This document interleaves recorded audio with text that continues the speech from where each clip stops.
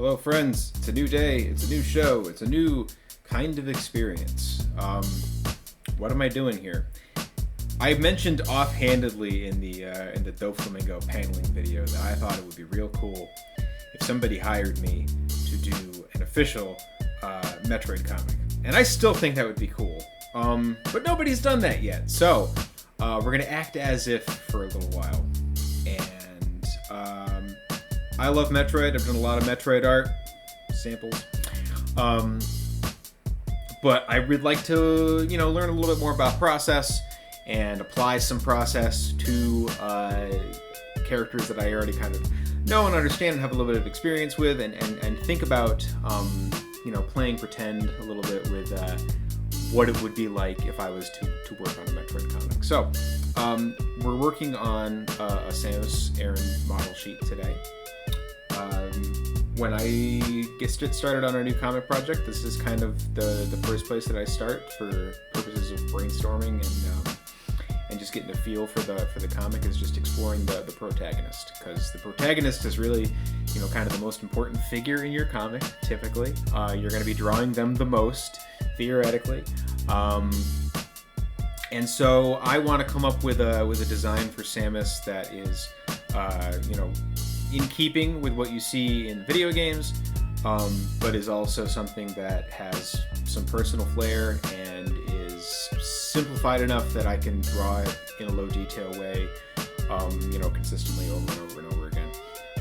So we're not going to try to do like an entirely game accurate suit. We're going to do something new, something different. It's probably going to vibe kind of like the classic suits do, the Prime suit maybe. Probably not going to go for Dread. As much as I like the Dread design, it's a little bit of a departure from what I think would be considered like the classic quintessential Samus. So I've got an 11 by 17 canvas here. I've done enough yapping. Put some pencil marks down on this page. We're going to try to get like a turnaround and then some close-up stuff and some emotion shots. And I got a cool idea for that. This is going to be in Power Suit Samus. We'll do out of Power Suit Samus another time, because that's two kind of distinct, different character designs. And while the character acting and the body acting would remain consistent between those two, there's a lot of costuming and different stuff that goes into each of those. So start with the Power Suit, because that's where you're going to think you're going to see the most of Samus would be in Power Suit. So first marks on the page. I'm going to try to keep this organized. Some of my stuff gets a little stream of consciousness when I'm in early stages like this. But if that happens, we'll clean it up and we'll do a more polished version. It's all process.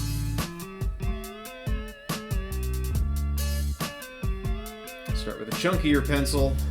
Make sure that I'm sitting in good posture. I've been having some difficulty with that lately. So Samus is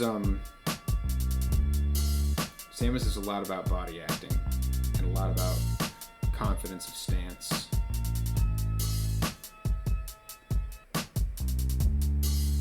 And very top heavy, at least in my mind. So, like I said, a lot of body acting, a lot of confidence of posture. I've been playing a little bit of Metroid Dread recently, and it's such a cool way that they characterize Samus, really just through motion and through acting of stance. So I wanna make sure that I'm doing something along those lines as I'm working with this. So we can do like a 3/4 turn and then probably a profile and maybe a dead on. I really just want to capture some shapes first off.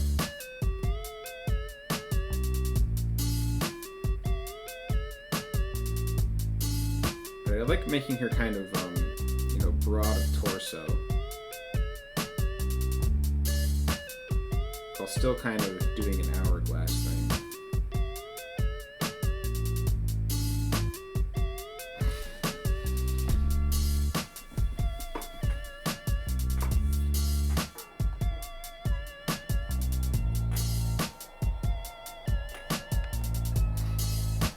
And I'm kind of nuts for the shoulders, right? I always go big on the shoulder pads, and I'm never gonna stop because I just think that's like the coolest thing about the design. We get like a beam kind of a thing going.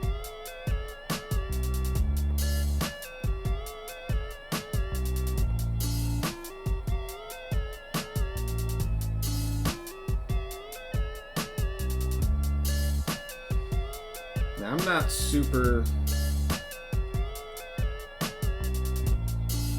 happy with any of that. Alright, getting closer.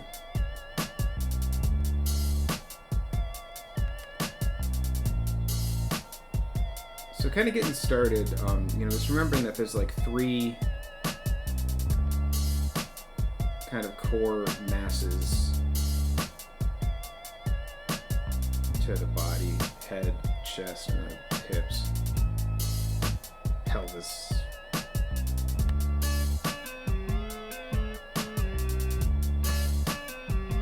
Let's get her actual shoulder.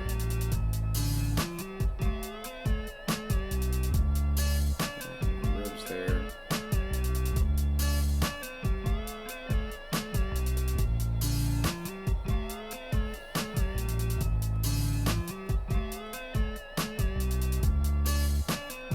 Of course, we want to go for a strong stylization because that's who I am, what I'm about.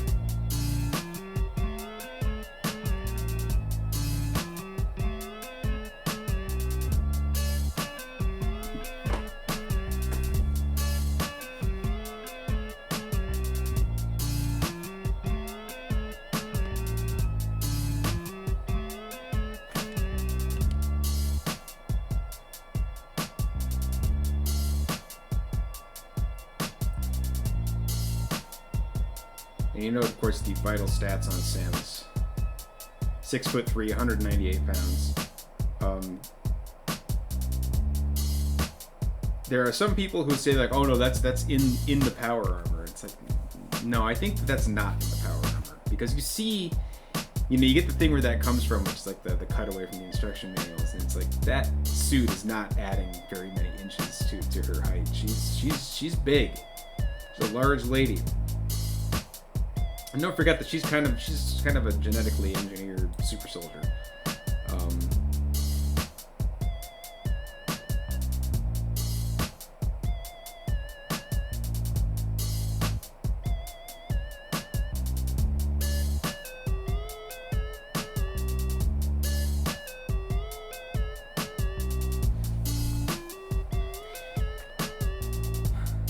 The difficulty with this is that like it's the power suit's asymmetrical, right?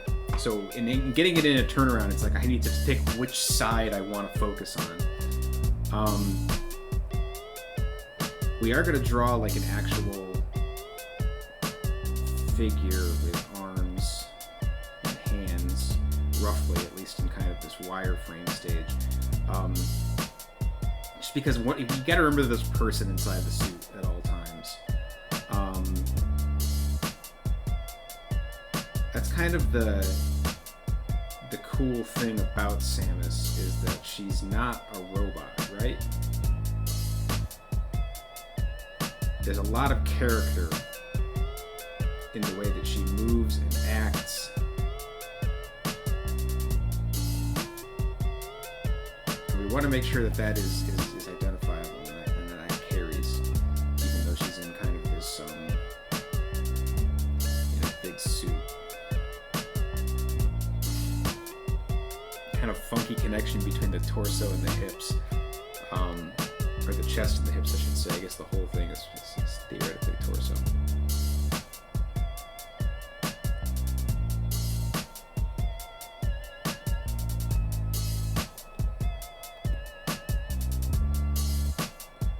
I have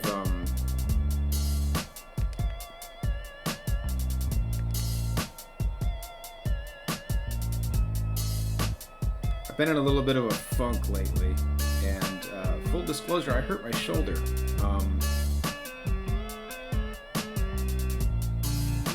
It's better now, but I had to take a little bit of time off of drawing, and I'm still not at 100%.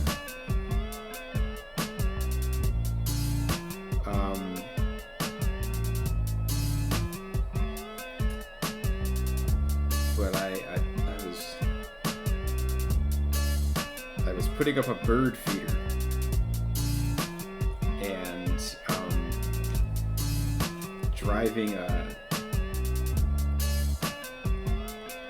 driving a post into the ground with a sledgehammer.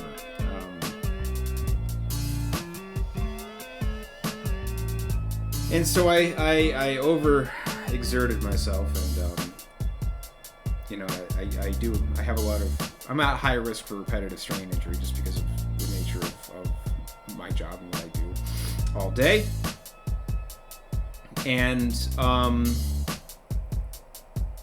I aggravated something that was probably already brewing with hitting with the sledgehammer. And then I did the dumbest thing, which is I wasn't paying attention, and I just went back to business as usual. And so in order to compensate for my shoulder, I started doing weird stuff with my wrist and my hand. So then I started to get some finger pain, and I started to get some wrist pain. And I got all messed up. So I took a little bit of time off, and now I'm doing my best to get back into the flow.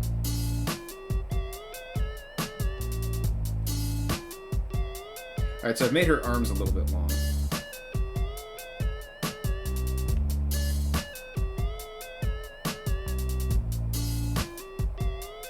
I really just want to get down the basic wireframe of a human body, right?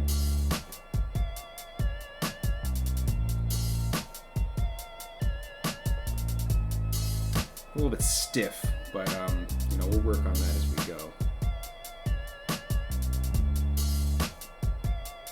Go a little bit long on this first episode just to get to a place where it looks like a thing.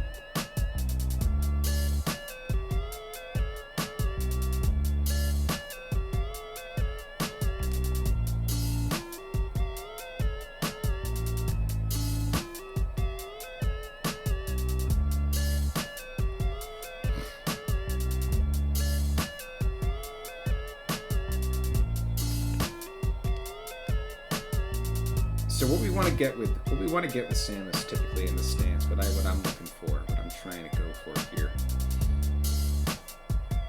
is kind of a gravity alignment.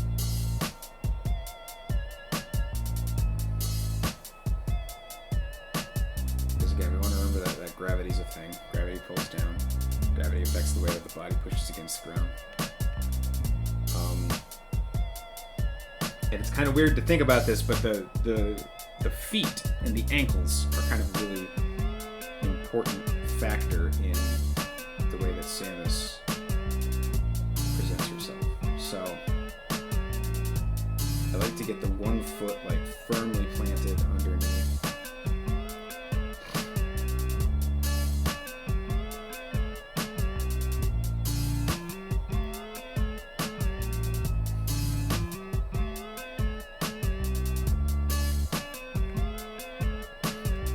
Talk about stylization, and we're not all the way there yet with the figural stylization. I start off with a pretty strongly stylized figure, but it's going to get even more so.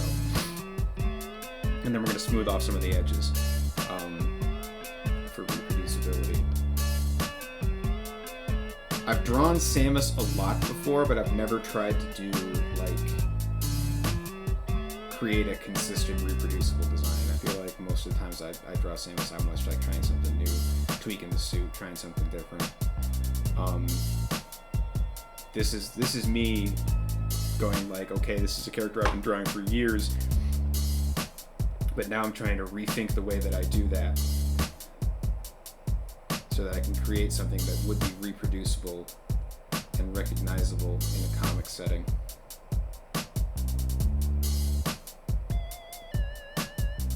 So this is a stance she kind of pulls in Dread a lot, and I like this. It's very confident. We've got one foot planted firmly underneath the head, or rather it should be. It's not right now, but it will be. One foot kind of firmly planted underneath the head. That's where your gravity line goes, from like the drawing from the brow line to that foot underneath the head, tilt to the ankle. And then the other leg kind of thrown out to the side. It's a very confident stance.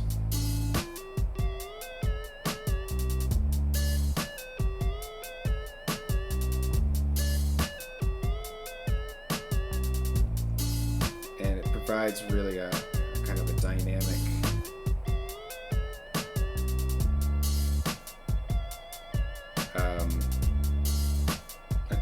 attitude, even when you're standing still.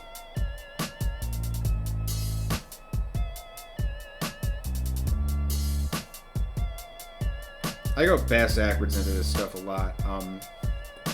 I feel like something that I would like to get better at is being able to kind of start with the shapes. I scratch down like a full figure and then I'm like, okay, let's break that down into shapes. I would benefit greatly from kind of doing the shapes first. Alright, so ball on the torso, ball like a big strong ball for the chest. And then buff her shoulder out a little bit.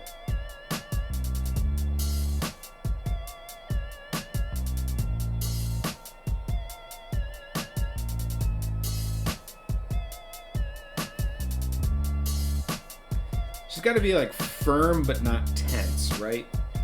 Samus is always like really cool and collected and confident, and I think that if she was tensed up, you know, that kind of implies not really a fear, but it's just not who she is, right? She's in control.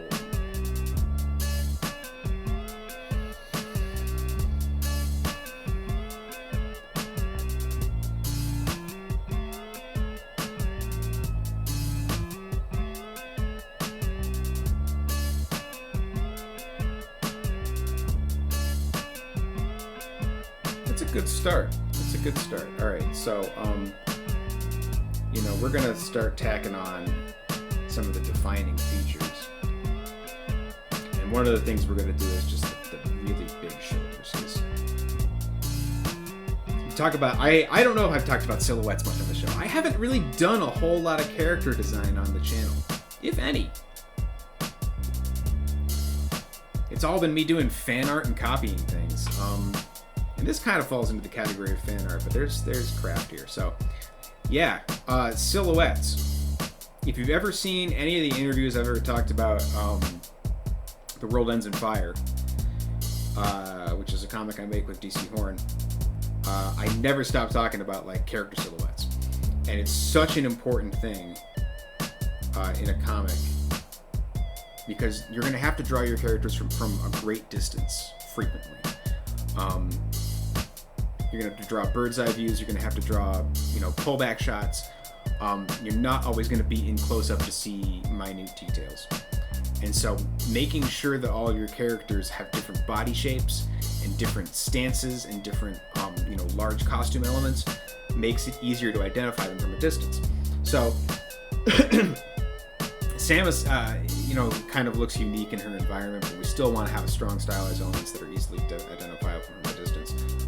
You know, the difference between thinking about the like the Metroid Prime 4 trailer that came out very recently. The difference, here's an arm cannon on the side, but you know, this is the difference between Samus and Sylux, right? So it's as simple as that in a lot of cases, but it's like we need to make sure that we're picking out unique things that are gonna hold on to you know, identifying features of the character, even if you're drawing in a low detail environment. So that's where we're gonna stop for today. That's a good start. A little bit longer episode to get you started, and I thank you for joining me on this. This is going to be a really cool process. It's going to be a lot different from a lot of the other videos we've done on the channel so far. So So thanks for joining me. Hey, here comes the plug. All of the things that I want you to participate in to help me out, to help the channel. Like, comment, subscribe, of course, always a big help. A lot of links in the description. Check out my Ko-fi page. Leave me a tip if you want, or consider becoming a member. We've got new comics, high-res downloads of images, some that I've done on the channel, others that I have just done, and you can have them. Also read comics. Mark Here, Destroy the Moon, Circuit Champ is coming to Kickstarter really soon.